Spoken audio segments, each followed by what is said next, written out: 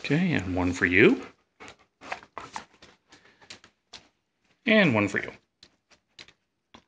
There we go. All right, those were the dogs. Okay, here's the progress I made on this thing last night, and I'm pretty surprised how smoothly and quickly it went. Of course, I'm not down to the detailing part, so anyway.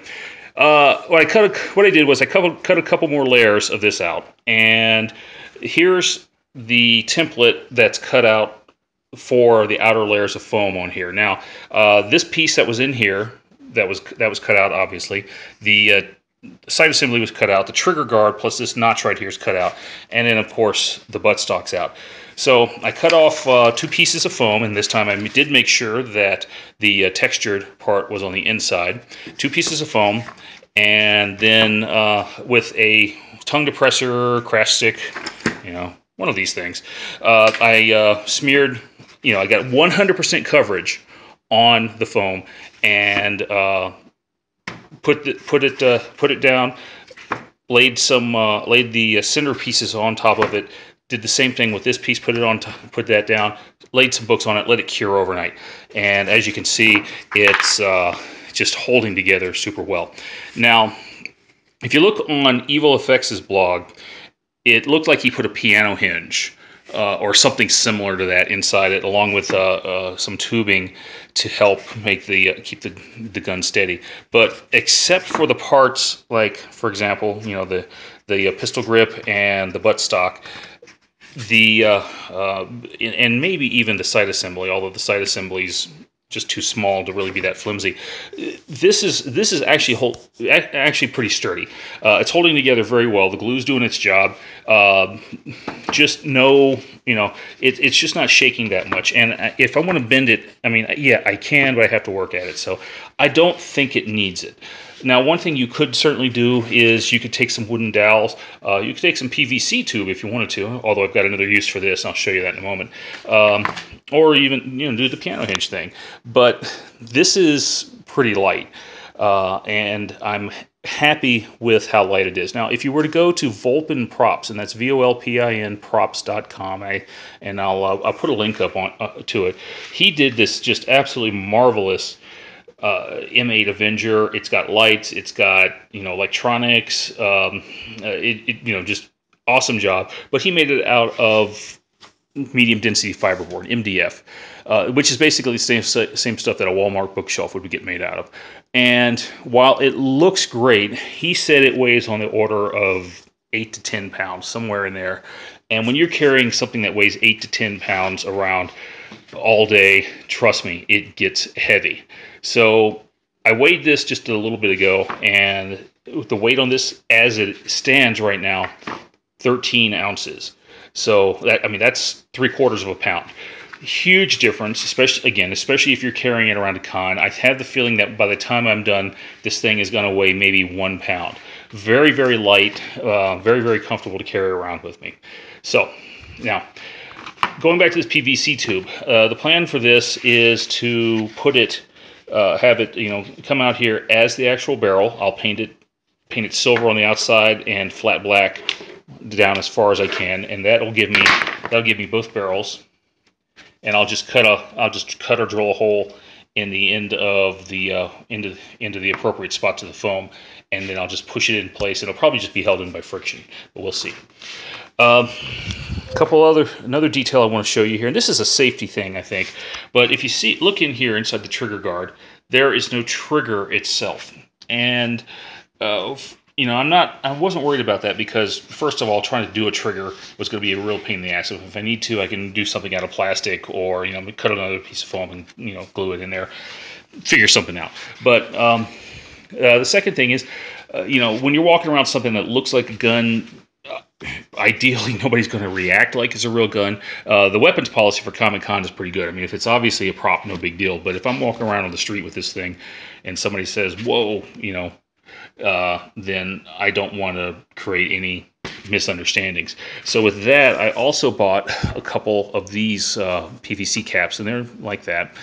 And the idea is I'm just going to paint them orange, and that way, if they're if I'm walking around with them in a place that's has a less than generous weapons policy, then I can just pop these caps on there, and there shouldn't be any issues. Then I can pull them back off to work with them. Then. Now, so anyway, that's that. Now, I did take a trip to the hardware store yesterday and got a couple of things. And let's go back to this. And these things right here, these are actually supposed to be some control knobs of some sort. So I bought these PVC plugs. These are half-inch PVC plugs, smooth. There's a little bit of writing on them somewhere, I think. Okay, oh yeah, there it is. So no big deal.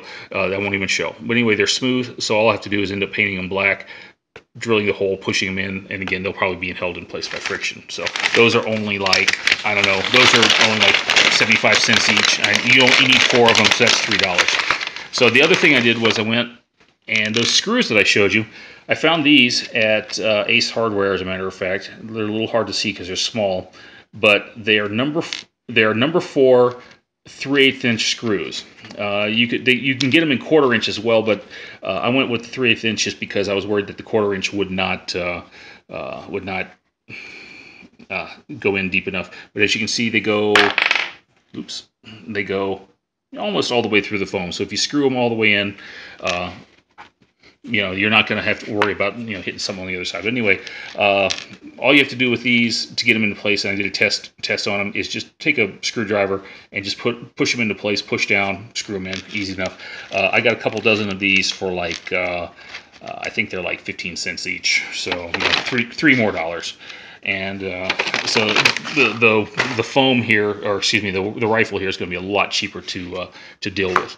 So I think that's probably about it for some of the detailing. Now, some of the gross detailing, on the other hand, well, let's take a look at what I got here. This isn't, looking very good right now. I'm not too worried about it because what I got to do is I got to go outside, I got to use the power sander, and I got to even as much of this out as I can. I might cut off this sight assembly and just build something separate, but we'll see how I can make it work. I need to bevel the edges on the trigger mechanism. It'll just make it more comfortable and look more realistic.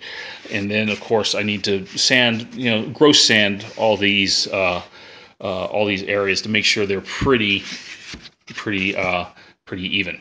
Now, Evil Effects said, he wasn't too worried about all these seams showing, about these unevenness, because what he was going to do is going to wrap things in craft foam. So, with that in mind, went to the store and I bought this big old package of foam sheets, different colors, and we'll see what I can do to make those work. The nice thing about the light, brighter colored sheets is if I use mark them up with a pen or a pencil, I can actually see the marks, and those thin sheets are easy to cut with scissors. So now the last thing I want to talk about is this. This is a product called Epsilon, and it's made by a company called Smooth On. And what it is, it's an epoxy, and it's actually meant to go on foam rubber like this. And what it's a two-coat process. You put one coat on, you come back, you let it get tacky, and then you put a second coat on, and you just let it harden. And once you've done that, ideally you can. It's supposed to be paintable, it's supposed to be sandable, and it's supposed to give a very, very smooth coating. And since it's an epoxy, it would be a very strong coating. Some of the reviews have said it's brittle, but like I said, let's see what it looks like, because if I can use that along with the craft foam to really clean these seams up, then that might be the direction that I want to go with everything. So I'm certainly not going to go back and redo the armor, though. So anyway, with that, like I said, I'm going to go get some gross detailing done today, and before I even start thinking about some of the fine details. But like I said, overall, I'm pretty pleased with the results, how it looks so far, and I think it's going to be. So far, it's been easier than I thought it would be, but then again, I haven't gotten to the fine details. So with that, I'll leave you here with a picture of a German Shepherd who's completely disinterested in the proceedings. Alrighty. With that, say goodbye, Jazzy. Goodbye, Jazzy.